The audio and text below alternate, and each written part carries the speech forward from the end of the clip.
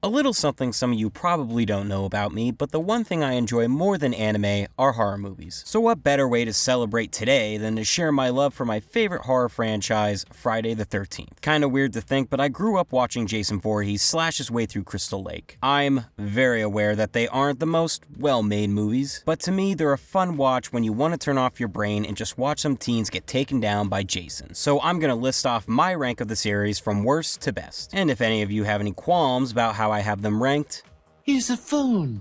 Call somebody who cares. Number 12. Jason X. People seem to like it because of its departure from the rest of the series. I hate it specifically for that reason. Sending a horror icon into space is a joke, and while the series is already goofy, this magnifies the schlock by 100. Also, both looks for Jason in this film are awful. Number 11. Freddy vs. Jason. Obviously a cool concept, but the two rarely duke it out in a movie that promises a fight. The focus seems to be more on the teens and how they're gonna beat them. This ultimately leads it to be pretty boring with about 15 minutes of the badass fight we wanted to see. Number 10. Jason Takes Manhattan. More importantly known as Jason Takes Vancouver or Jason Takes a Cruise Ship. This one is just so hard to sit through as Jason doesn't get to New York until roughly the 1 hour mark. It's extremely boring with its unmemorable characters and deaths. The best moment comes when Jason knocks Julius's block off. Besides that, I can't say it's all that great. Number 9. Jason Goes to Hell. This entry completely screws up the Jason mythology, making him a demon slug monster that can teleport into other people? Along with the homoerotic shaving, that is beyond stupid. However, I've grown to appreciate this one more over the years as a slasher film. Take the existence of Jason out of this and let the movie stand on its own, it's pretty solid. Number 8.